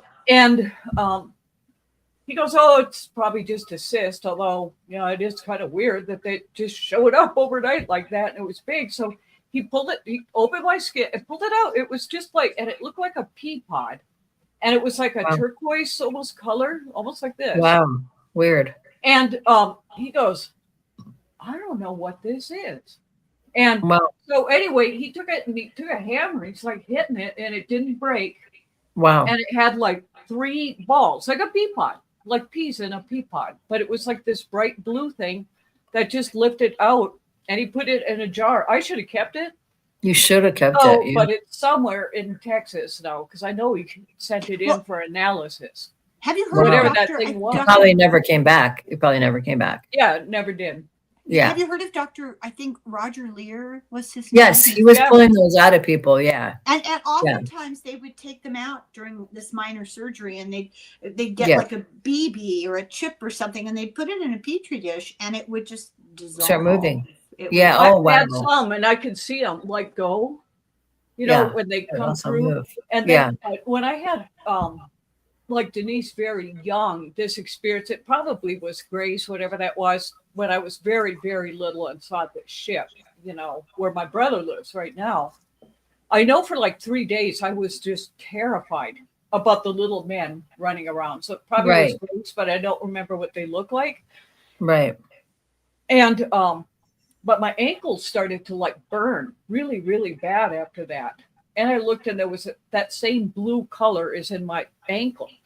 And I've Wow. gone to like 3 or 4 doctors to get it out because I don't like it. But my memory of it was I was on Lake Superior and a fly bit me, which makes no sense for that. Wow. And every doctor, I tell them that and they just start laughing. And so I had 2 of them look at it. Right. And they said, there's no way this thing can be taken out because it's got like these long strands that loop around my veins and my nerves. Oh, And Wow. so when there is activity going on, I know it's coming because it feels like fire. It burns. Wow. Wow. And Wow. it's been burning the last couple days. So there's something about to happen. And I don't know what, but I know Right. it's going to happen. Now, when you say something, an activity, excuse me, are you talking about a personal encounter, or are you talking about something global, or? It's both. It's whatever. I just know. And it involves like this extraterrestrial, unexplained kind of stuff. I just know. I know there's Right. something coming because it's been kind of burning again and I'm getting headaches a lot. So Well, Yeah. I hate to say Migraines are this really because- common. because I've been belittling the notion, but there have been a number of people predicting, oh, the Ides of March, something's going to happen. In the oh Ides yeah, of this isn't that. This is something else. Oh, great. No, it's like I don't know how to explain it. It's like this wave of like energy. I don't know how to explain what this is, but I'm very aware of it coming. You know what? It's weird that you're saying this because I happened like you, like just randomly something came up in my YouTube feed, which I don't normally watch YouTube, especially, and I don't normally just watch random things that come up my feed. I just don't. But there were these 2 people who channel, you know, and they were talking about their experiences. They were an older couple, The and ones that said they were Pleiadian. I think so. I Did you saw see- them too, and it was like I'm not watching that. They look kind of dorky, to be honest. Are they? Did they say they were I'm Pleiadian watching. or that they were channeling They were Pleiadians? channeling, and then Right. but they were I know, very that's what I pleasant, thought, nice too. People. But they were very nice people. It was Wisdom of the North. I kind of like that lady. Yeah, that's what it was. And they were Yeah. nice. They seemed like very nice people, like you said. Yeah. And I wasn't sure, like, you know, what the Yeah, deal that is. was my thought too. But they were saying, and you know, that's the thing about channeling. Again, like I said, you know, I have had so many experiences, yet I am still skeptical. I'm skeptical of my own situations, and I'm skeptical too. of other because I think you have to be in order to stay grounded and not get caught up in the woo-woo, you know, like crazy, Oh, you know. you'll become Jay-Z Knight and you'll be channeling Ramtha and breeding thoroughbreds, you know? I have to say, I'm very, very skeptical of channeling. I'm sorry. I really am too. I am too. I don't think me and Kellen were talking about this at some point. I can't remember, but Well, I mean, we have a friend who does it. well, I know, but I was going to say that I'm very skeptical of it because I have not been able to. Okay. Full disclosure, I did channel in the 90s, a friend of mine, Okay. my friend of mine, Yeah. no, my friend of mine read a book, and she's like, "Oh, this looks cool. We should try it." And it was like kind of doing like a double, let's try channeling. I'm like, okay, because I was working as a psychic, she was working as a psychic. So we sat down and we started doing it, and I started I could do it. Like I was getting, I didn't know what I was saying because I was getting letters one at a time, and she was writing them down. They would turn into Oh, words. that's interesting. Oh man. I tried automatic writing for a while, and then I thought, you know what?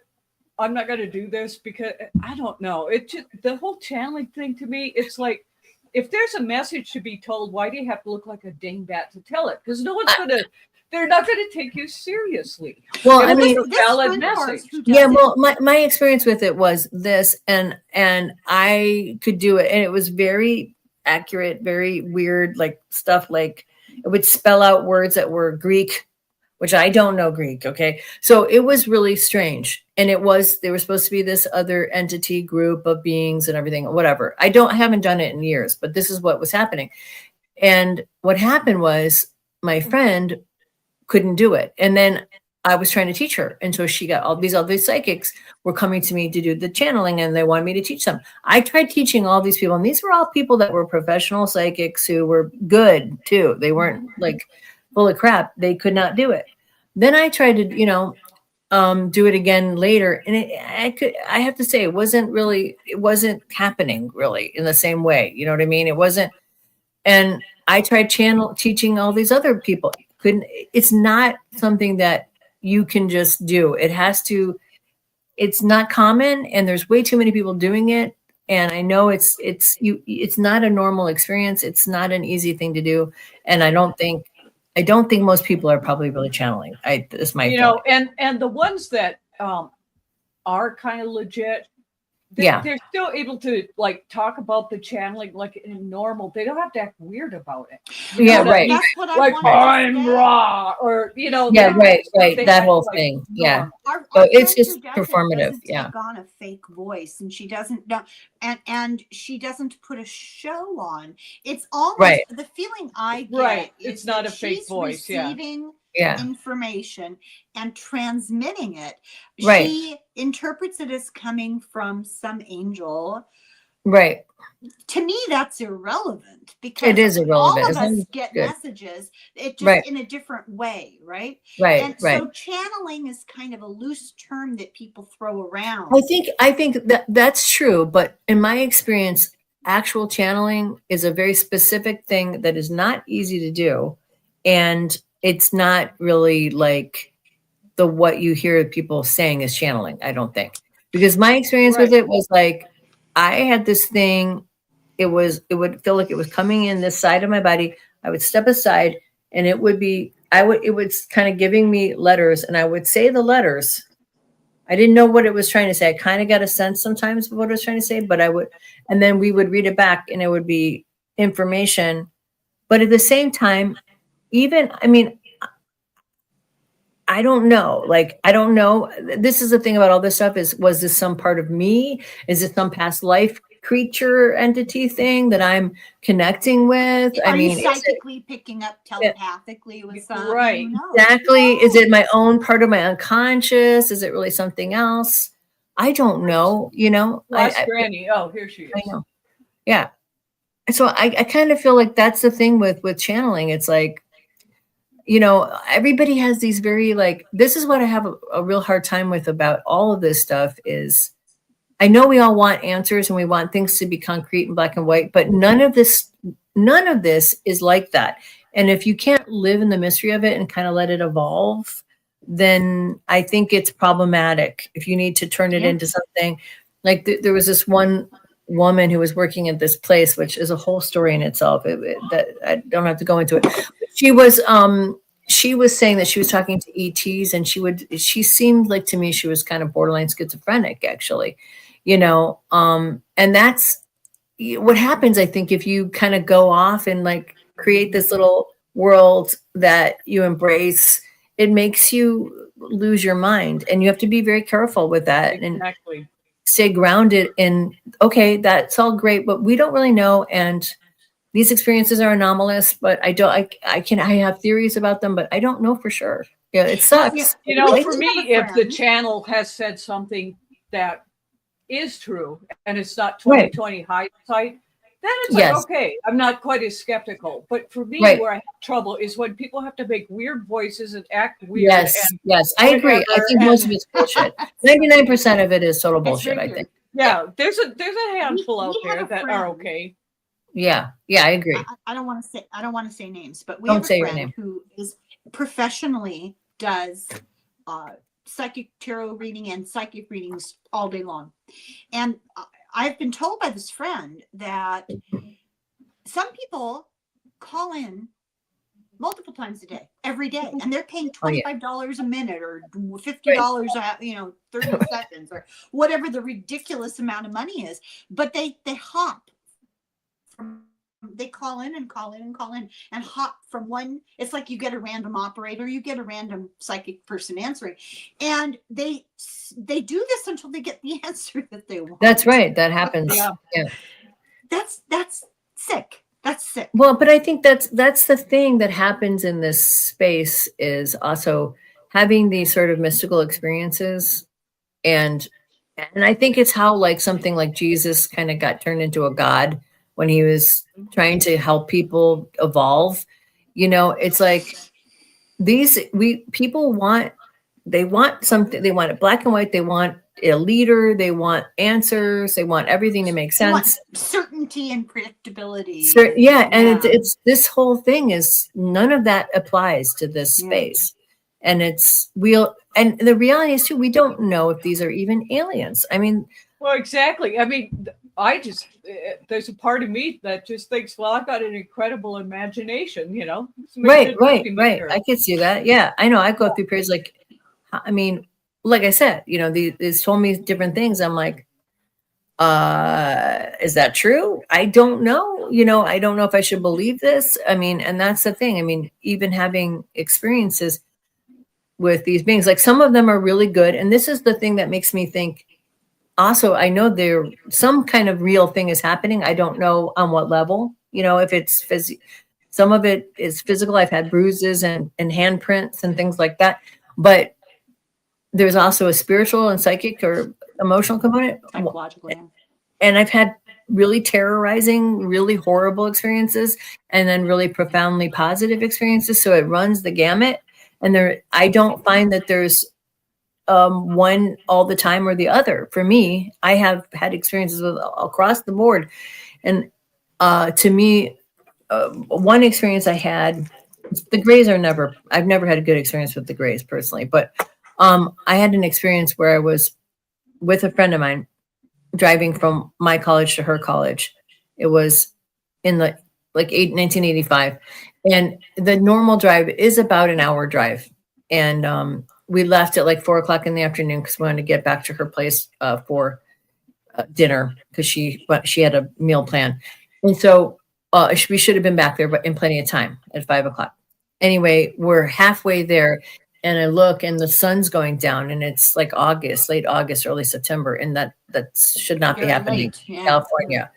And I'm like, gosh, it seems like we've been driving late. And her car lights were going like wonky and all this stuff. And we clearly had a missing time experience. We lost about 3 hours or 2.5 hours, something like that.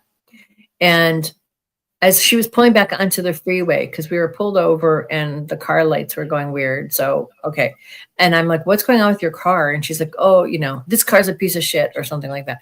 And so we're driving back onto the freeway and she's like, oh my God, they're touching me. They're touching me. And she's like freaking out. There's a wizard and he's trying to, and she started losing her mind. And I mean, it was really scary because she lost her mind. And I was like, oh my God, she's like having a nervous breakdown. And we pulled over and we ate at this place.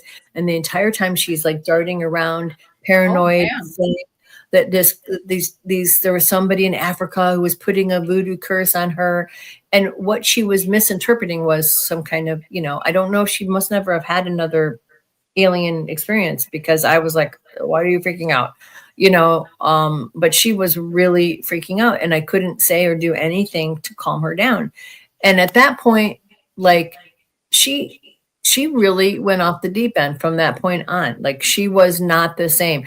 I think she was already had some touch of Yeah. mental issues, Yeah. but this girl had been someone who was very bright and talented.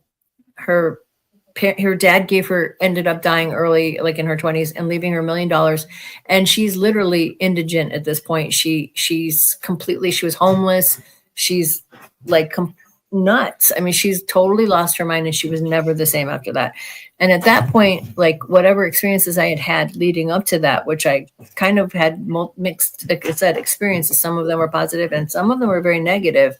But I always felt like, well, it's for the greater good kind of thing. A part of me thought, I started thinking after that, it's not always for the greater good. And this is one of the things where people like, oh, I'm jealous. Don't be jealous, because there is really also very negative experiences that make people lose their minds. And it's not for everyone to. I think the reason they pick people really young is to get them used to the experience. Traumatize them. Traumatizing. Yeah. Yes, it is. Yeah. Well, I think, we throw the word alien around, and I think you brought up a really good point that we don't know where they're from. The word alien comes from the Latin alia, which means the other. Interesting. Not giving you an actual location, just the right. other. The other. And UFO is unidentified. Right. That's right. Exactly. We don't know what that is either. And for all we know, it's an Earth thing or it's military. I mean, who knows? Could be anything. It could be. And look at all the species that are on this planet. It could be anything. Could be an interdimensional being. It could be something popping in from another dimension of time or space or whatever. It could be what we think of in the Bible as angels, or who knows what the hell it is. You know what I mean? Or it could be, like you said, some kind of advanced life that's here, that's living under the surface or something that's popping up, and who knows, man? Or a screen image, it's something that's just an illusion because or an illusion, manipulation, or something kind of like a dimensional thing that we can't fully see or understand. Yeah. That's right. So these are just cute little green men, as an example of what shows up in Hollywood, but I think they're cuter than Hollywood. Very cute. But the first talk of them was from War of the World. So it's like, the Martians. They look kind of like cute grays. They do, yeah. These are like, I'm going to follow these two stories closer. In the 1950s in Kentucky, they had all kinds of like weird stuff going on, where these looked more like, I don't have the pictures on here about what they looked like, but they were, they looked almost mechanical, whatever these things were. But they had like red eyes, like this one, 1955, They had clawed hands. They had a bunch of people saw it. Wow. And then there was another one in Kentucky a couple of years earlier. And they called it the Flatwoods. And this one had like this spade-shaped mechanical, like a mechanical with a spade-shaped head. Wow. So, it's almost like, I wonder if they were experimenting with robots or something. If that, I don't know what was going on in the 50s. But it's very interesting. And there were a lot of people that had seen these things. And I'd never heard of it before until I was reading last night. Wow. It's like, at some point I'd like to see the difference, like what people were citing like in the 50s versus what they I know that's another thing. Yeah, is it related to some kind of like zeitgeist or something like that too? That's what Jacques Vallée and Dr. Diana Pasulka think, that mystical religious experiences, UFOs, mythology like elves and goblins, and they're all the same. All the same thing, put through the lens of different cultural. Yeah. So anyway, those are interesting to me, those two stories. Ooh. Now this one, I had a very okay, this again, is it madness? Is it creativity, or was it real? I was living off grid, and White Hawk had left by then because he was so freaked out over the UFO crashing. And when you're off grid, it was like my only entertainment was an AM/FM radio, with batteries in it, because just getting all that set up with this solar and all that. So I was out like in the middle of nowhere, and I had this dream that was so real. You know, those kind that are like so real that you think that they're real when you. And in this dream, I was like, it looked like an old Victorian house, and it had like I mean, it was beautiful. It had this like stairs, but it was very dusty, and so I was in there like cleaning it. Mm-hmm. And I was talking to some voice, you know, just talking. I wasn't looking at who it was, and they said, "Oh yeah, we've got to get these right. We've got a whole village of these we have to clean up for the children." And so in the dream, I go and I start like cleaning this gorgeous mirror over a fireplace. I looked a hell of a lot like that. Wow. And, that's cool. And it was so real that I woke up and I ran into my bathroom to see if you were really that person. And I was like obsessed with trying to find gold contacts. It was that real. Wow. But in the dream or whatever this experience was, I was like checking out the ears, and I'm like, remember ear cuffs? I was like, ear cuffs would look really good on these, you know? But what was odd about that, so I just thought, okay, that was a weird, you know what I mean? It was like, I was like obsessing and thinking, I still am, like years later, I think about it. But about a week later on this, you know, AM radio, Art Bell used to come on late at night. Right, yeah. And so there was all these people, he kind of opened up the lines for people to report that people around the same time were all having like this same dream or message. We have to get the place ready for the children. Wow. And it was like this, like something was going to happen. And so, and other people talked about that too, that they looked like these things with gold eyes. What period of time was that? This would be probably late 90s, like 97, somewhere around there. Wow. But anyway, this is funny. When I did this, the AI generator, I wanted a tall white being, and that's how it did it with these same eyes and everything. I was like, wow, that looks kind of like what the dream this thing was for me. Wow. The same thing with the earlobes, and it's wisdom, observation, and some military contractor talks about them too. Well, it's so weird because this creature has a ridge, a temporal ridge that goes all the way back in the center, and you wonder, like, are they birthed? Does that cross over itself the way babies have a soft palate that you know, a soft spot that eventually heals up? Babies' skulls are not. They're separated. And so they're squished together when they're being born, and then they come back to a normal position, and then they eventually calcify.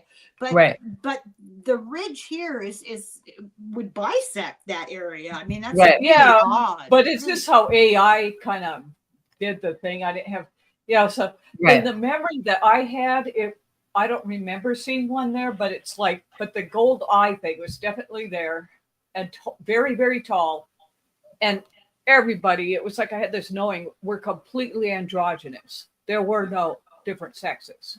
Right. Wow, that's cool. And but very tall. But man, how tall were they? How tall were they? Like five? Oh, like 8 no, I'd say 12 feet, maybe. 12 feet. Yeah, that's all. Okay. Very, very, very tall.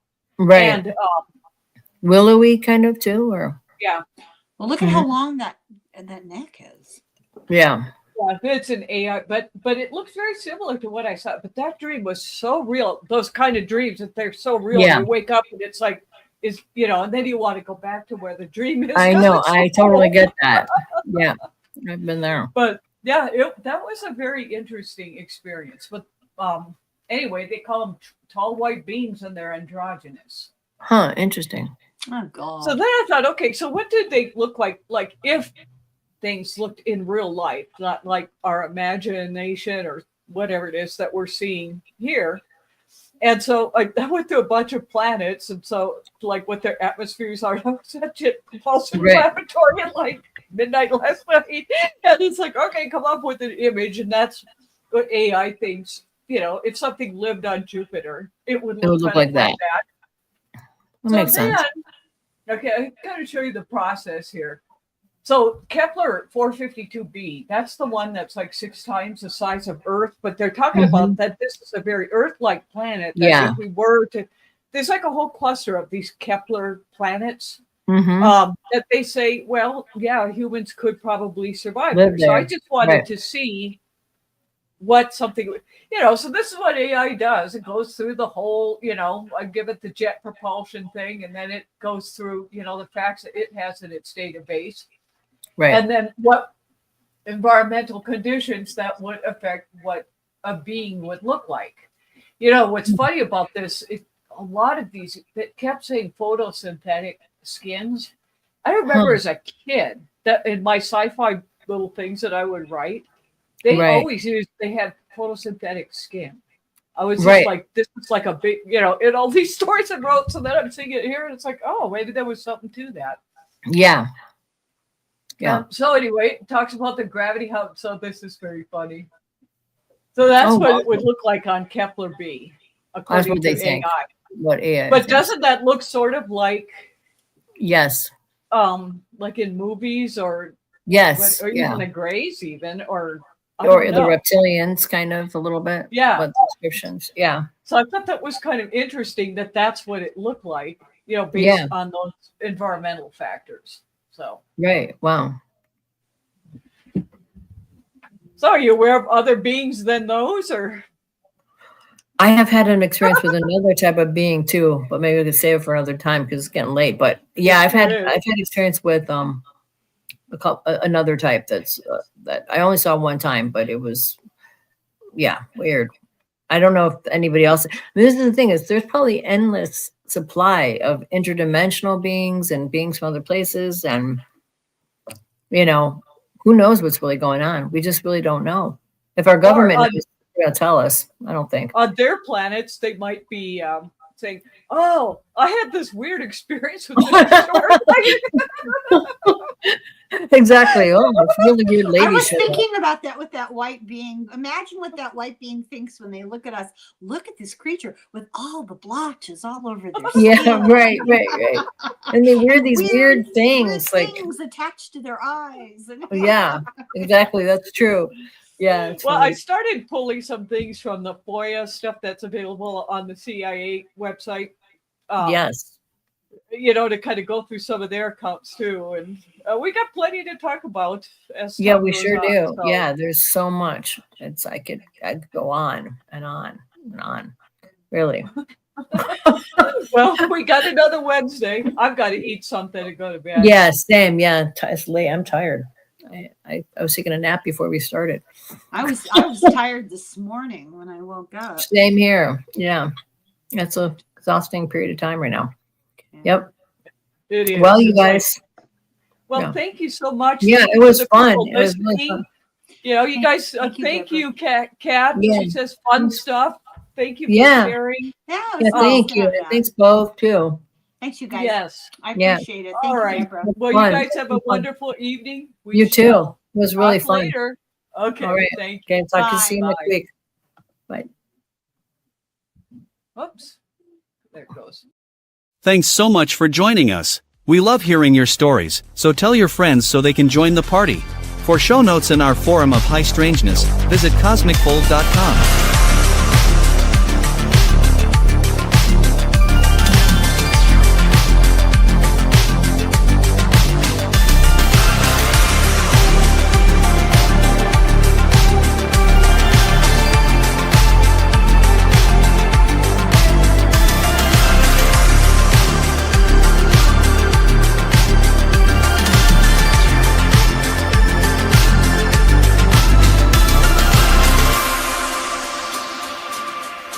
Remember, Cosmic Fold airs live on Wednesday and Saturday nights, so be sure to subscribe and click the notification bell to know when we're on air. Thanks again and have a great evening.